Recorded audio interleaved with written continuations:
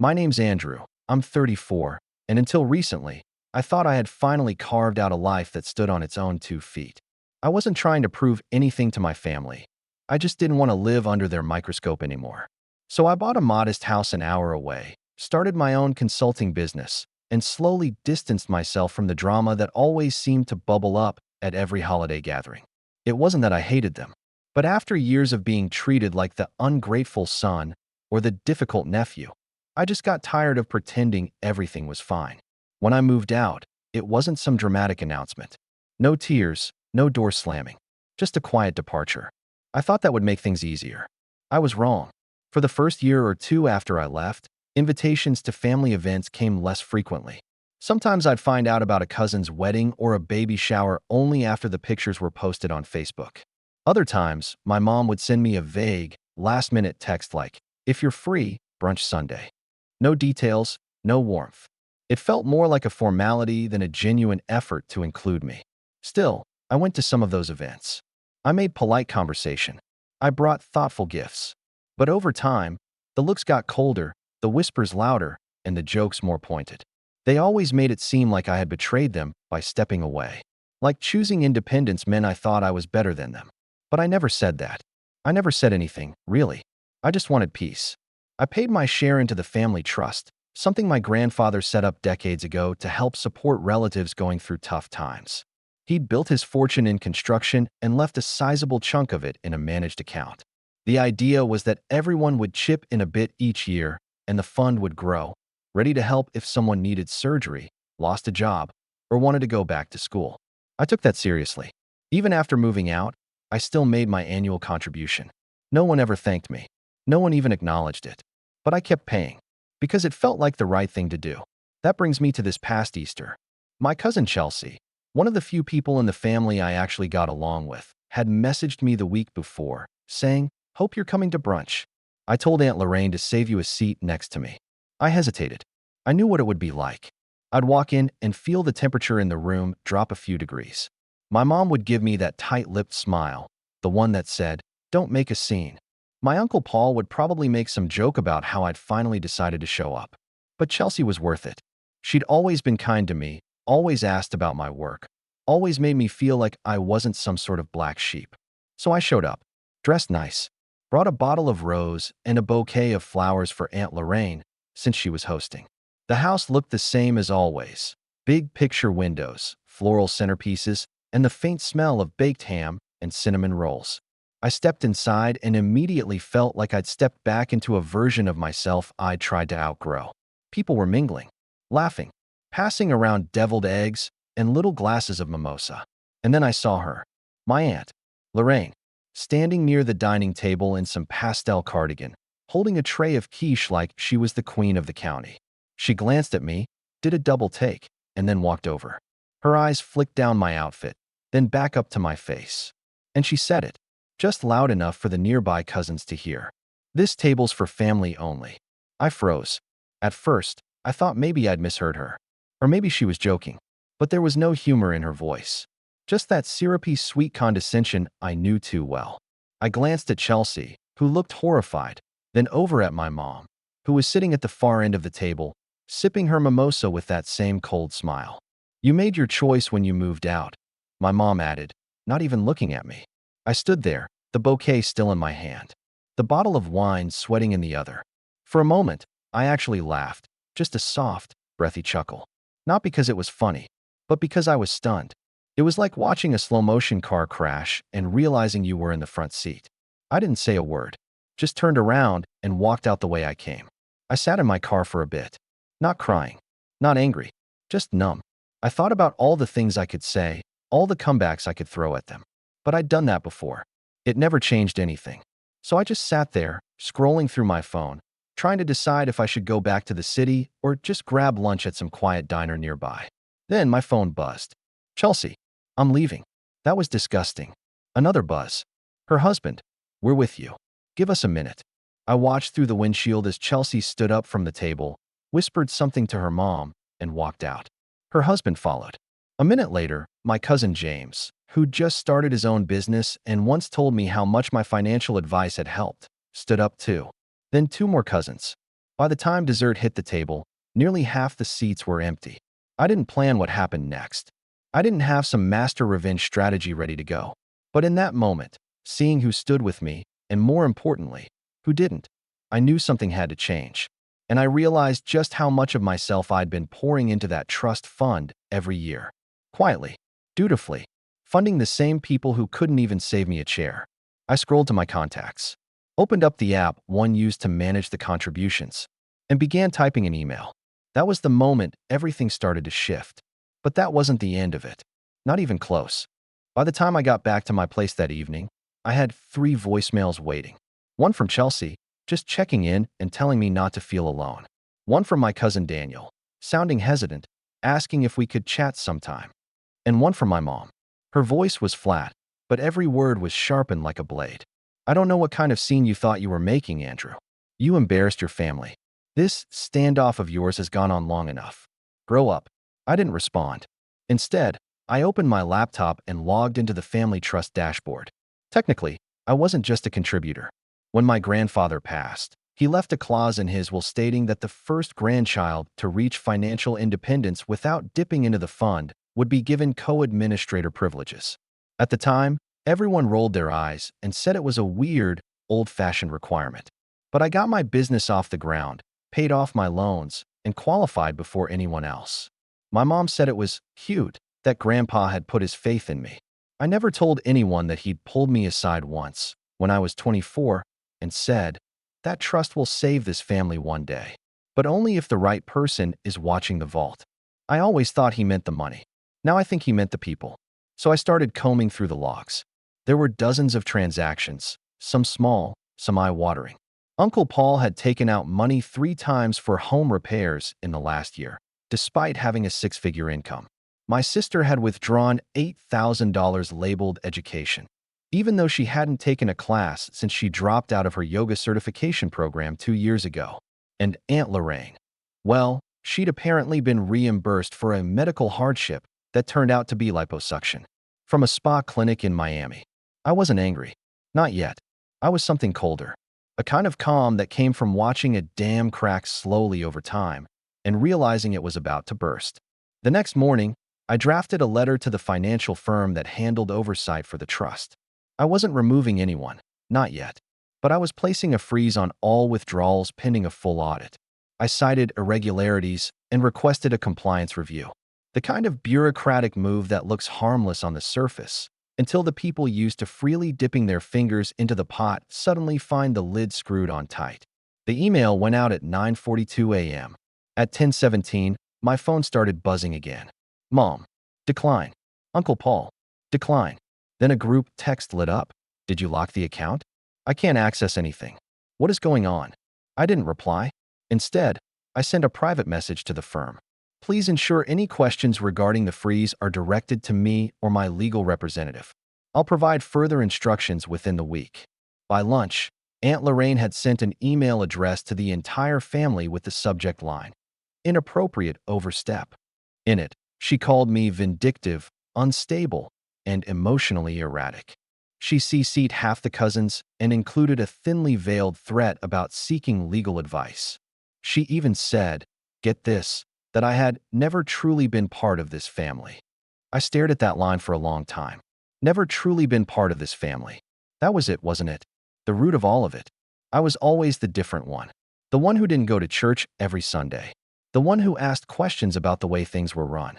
The one who didn't laugh at their jokes when they made fun of Chelsea's husband for being vegetarian or when they mocked Daniel for not acting like a man. I didn't conform. And instead of respecting that, they rejected it. But here's what they didn't know. The trust wasn't the only thing I had access to.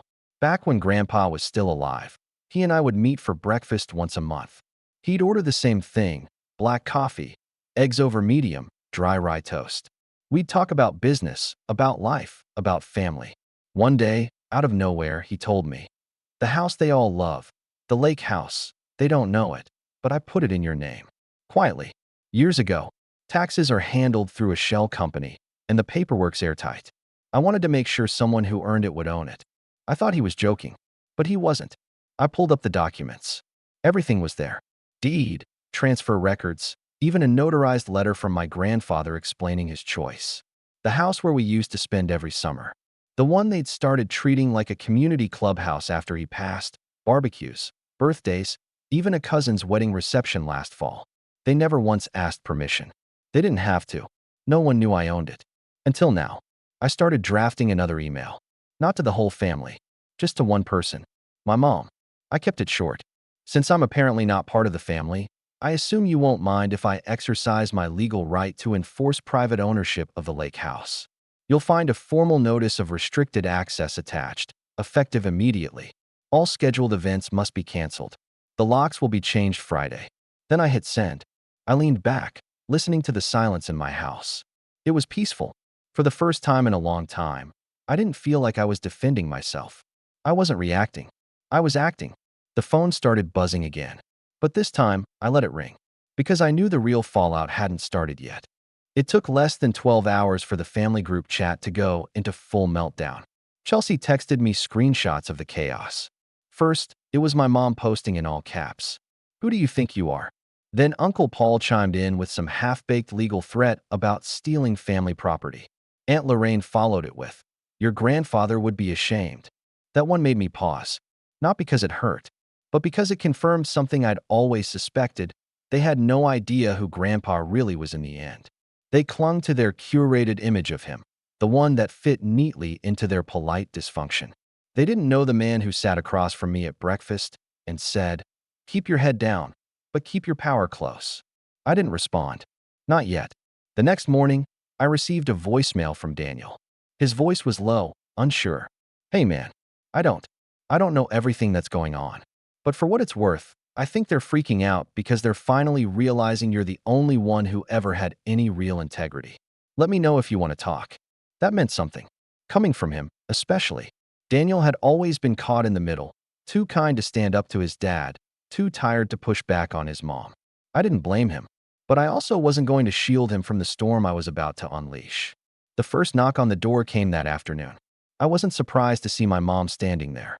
She didn't even wait for me to invite her in. She brushed past me into the living room like it was still hers. "Andrew," she said, clutching her purse with both hands like it was keeping her grounded, "we need to talk." I didn't move. I just closed the door behind her and leaned against the frame. "What's there to talk about?" I asked, calm but firm. "This drama," she said, gesturing vaguely. "Locking the trust. Kicking us out of the lake house. Do you even realize how this looks to the rest of the family? That's your concern?" I asked. "How it looks? You're acting like a spoiled child." I laughed once, just a breath of disbelief. "You excluded me from my own family. You let Aunt Lorraine humiliate me in front of everyone. And when I walked away, you called it a scene. Now you're here, in my house, demanding I keep funding the same people who treat me like a stranger. And I'm the one acting like a child." She didn't answer. She just looked at me like she wanted to say something. Anything, but couldn't find the right words. "You told me I made my choice when I moved out."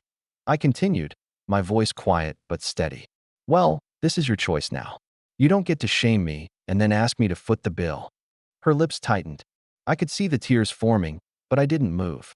"Not this time. Not again. This isn't you," she said finally. "You're not cruel." "No," I agreed. "I'm not. But I am done being complicit." She left without another word. That night, Chelsea called me. "They're scrambling," she said. "Paul tried to schedule his daughter's graduation party at the lake house next weekend. Found out the hard way it's not available." I smirked. "Did he now?" And get this. Lorraine tried calling the property manager, acting like she was still the owner. She practically threatened him. He hung up on her. I chuckled, not because it was funny, but because it was all so predictable. Then she paused. "There's something else," she said. "They're planning a meeting. At Grandma's place. They want to discuss options. Try to pressure you into walking it back. Uncle Paul said something about voting to remove you as trustee." I felt the fire rise up again, slow and steady. "They can try," I said, "but they won't like what happens next." The truth was, I'd been planning this part for weeks, ever since that Easter brunch. At first, it had just been a thought. What if I stopped funding the dysfunction? But the more I dug into the paperwork, the more I realized just how much control I actually had. Grandpa hadn't just given me administrative privileges. He'd given me power of amendment. meaning I could revise parts of the trust if I saw fit to protect its long-term value. It wasn't a carte blanche, but it gave me room. And I'd already started working with a lawyer to redraw the bylaws. But I hadn't sent the final version yet, because I was waiting for them to show their teeth, waiting for them to confirm what I already knew. That to them, I was nothing more than a wallet with a heartbeat. 2 days later, the email came. Subject line, special family meeting, attendance expected. No greeting, no apology, just a time, a place, and an assumption that I would show up and sit quietly while they lectured me on family values. I stared at the message for a long time. Then I hit forward, sent it to my lawyer, and added one line. They've made their move. Let's make ours. I didn't attend the meeting.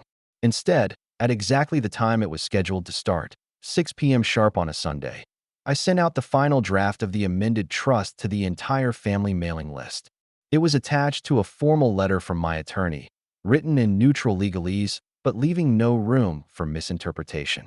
The subject line read, Notice of Trust Reorganization, effective immediately. The email was brief.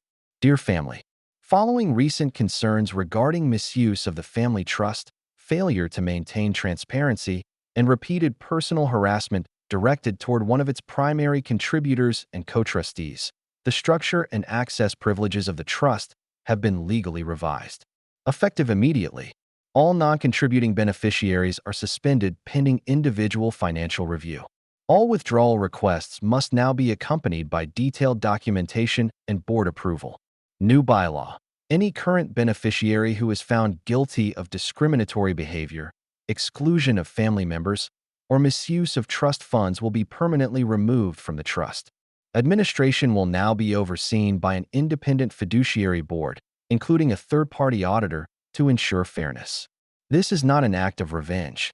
It is a restructuring to return the trust to its original intent, support, not entitlement. You are welcome to reach out with any concerns. I suggest you do so with respect. Andrew.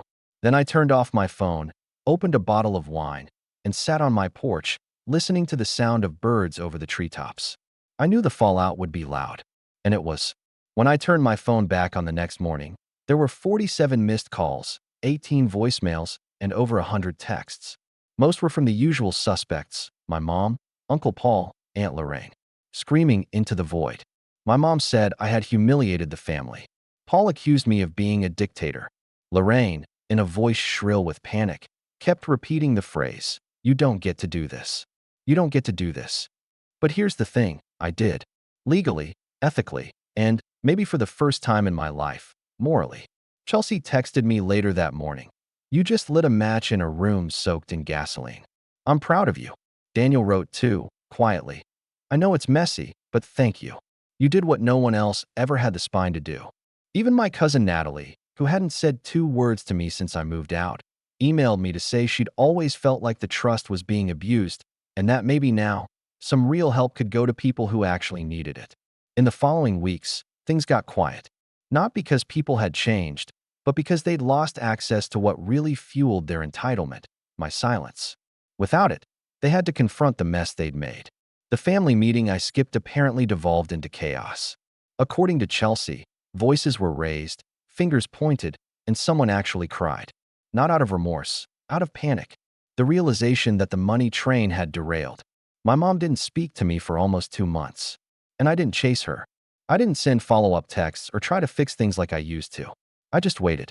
Let the silence hang there like a mirror she couldn't look away from. Eventually, she called. Not to apologize, at least not at first. She started with small talk, as if the last few months hadn't happened. But I didn't let her dance around it. Why did you let them treat me like that? I asked. At brunch. At Christmas.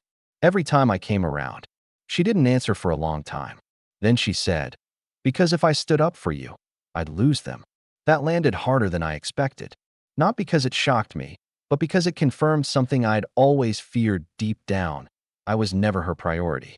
Keeping the peace with the rest of the family meant more than protecting her own son. It had always been that way. I was just finally saying it out loud. I guess you lost me instead, I said. There was silence.